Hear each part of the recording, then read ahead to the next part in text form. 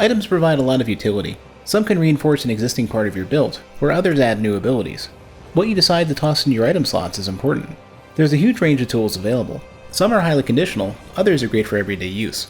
Good item use can greatly improve your success rate for invasions, and can even pull a victory out of a surefire loss. ESTUS flasks are the most valuable item to keep on hand during an invasion. You're doing yourself an incredible disservice if you're not entering each battle with 7 fully upgraded flasks. This is especially important at low to mid level, where it helps even the odds against the host and phantoms. Before you really get into invasions, you should clear the game and pick up as many shards as you can. This can be tough with a low level build. You may need to summon some phantoms to get through the world. There's at least a strong payoff for the effort. With all the advantages conferred to the hosts and phantoms, it's easy for them to justify aggressive tactics. It helps to be able to parry, block, and roll as much as possible.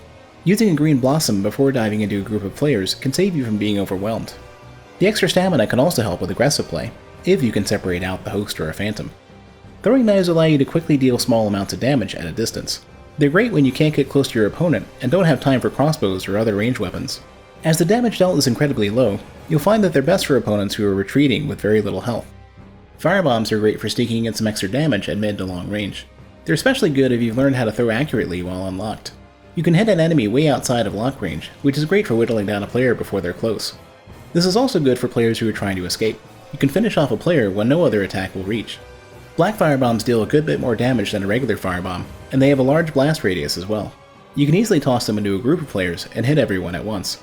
The blast radius can also be used to catch enemies hiding around corners or behind thin walls. Rope firebombs aren't nearly as useful. Their range usually isn't viable for flaying enemy players. You'll often be hit by their attack before you're close enough to throw. You'll find that they work best before a roll after a change in direction. That way it's easy to hit enemies during running attacks without taking damage yourself. The best uses for rope firebombs can be the least obvious. They're great for attacking enemies on ladders or at the bottom of a ledge. In these cases, a rope firebomb can be thrown at a much steeper angle than any other projectile. Resins can be great for adding a bit of extra damage, especially for low to mid level builds. They tend to shine most when you're fighting an even battle and need a slight edge to finish the fight. This can often be the case when you're fighting a single enemy for an extended period of time. You won't want to rely on resins for regular combat. You can only take a few into each invasion, and the soul cost will add up over time.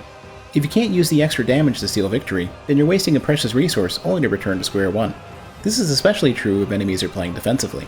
You may find that you can't hit often enough to make use of resins, and playing aggressively makes it easier to take advantage of your mistakes. Bundles are a bit less useful due to their short duration. Usually you won't be in a position to play aggressively enough to use them. Even for ripostes, it's often the case that you're too close to another enemy player to have time for a bundle. If nothing else, they're at least quick to use, and you can apply a bundle while moving. Weapon buffs can add up. They can quickly turn a few attacks from nuisance to fatal. Player healing from replenishment or gentle prayer, and even magic shield can also be troublesome. Dual charms immediately clear most buffs cast upon a player. You'll always want to have a few on hand. Players often have a large amount of stats invested to use their buffs. They can also cost a ton of FP. You can make that investment useless with a well-placed dual charm. You can think of nullifying that stat investment as lowering the player's effective level, allowing you to narrow the gap you face as an invader. There's a couple of items you'll rarely need to use, but you'll want to carry a few for emergencies. Purple and blooming purple moss can help in the rare event that you fight anyone using poison or toxin. It'll probably never happen in the entirety of your time invading, but nobody wants to take 1,000 damage over a few minutes. Purple mosses are also standard fare if you plan to invade in the Farinkeep swamp. You should also carry a few blood red moss.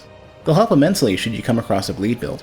You'll still want to remember to bring dual charms in case of Karthus Rouge. A properly buffed bleed build can cause bleeding in a single combo. Repair powders are another item that sees very little use. You'll find that regardless of whether you win or lose an invasion, your equipment is only repaired by resting on a bonfire. If you've been invading in the same spot for a long time, you may find that your weapon is dangerously close to breaking. It's best to have a repair powder on hand just in case, otherwise you'll have to swap gear or crystal out. Divine Blessings and Sync Brows are rare to have but great in a pinch. These aren't something you can rely on, but as an invader, you need all the help you can get. If you happen to have any, it wouldn't be a bad idea to keep them at the end of your hotbar. Each can provide emergency healing in an invasion when you're out of ESTUS, or out of FP for heal spells. As they're so rare, you'll want to avoid spending them at every opportunity. Instead, it's best to use them when you're at the very edge of a win, and when you want it badly enough to spend a resource that isn't easily replaced. There are some cases, especially in gank squads, where you'll need to give enemies the slip. White branches are great for this. Most gankers are focusing on the bright red of an invader, and won't pay close attention to the surrounding terrain. Once you're out of harm's way, you'll have time to heal, or come up with a better strategy. Most of the time you face elemental damage, it's easily avoided. Most spells are easy to dodge, and FP is often in short supply. Buffed melee weapons can simply be dispelled with dual charms. There are some cases where elemental damage is hard to avoid, and it's best to keep a few bug pellets on hand, just in case. Once you've decided which items you'll bring into battle, you'll need to determine where to put them. Item order is equally as important as item choice. Having the right tool is meaningless if you're always struggling to find it. The most important and most used item should be at the front of your hotbar. ESTUS flasks will typically be the very first item. Afterwards, you'll want items that you need to use quickly, such as throwing knives. Further back, you'll want items that you use somewhat often, but can comfortably scroll to, such as resins and green blossoms. The very end of the hotbar should be reserved for rarely used items. In the previous Souls games, a full hotbar meant lots of scrolling to get back to your most important items. Dark Souls 3 has a shortcut to make this much easier. You can simply hold down on the D-pad to snap back to the first item. You should also remember your quick item slots. These aren't as quick to access as the hotbar, but can make several items readily available. These slots can be good for items that you rarely use, but still want to access at a moment's notice. The items discussed in this video can round out your character's abilities, provide ways to handle rare scenarios, and even buy time to turn a bad situation around. Which items you rely on is up to you, but these are a great place to start. In the next video, we'll discuss rings that can be highly useful to invaders. Thanks for watching.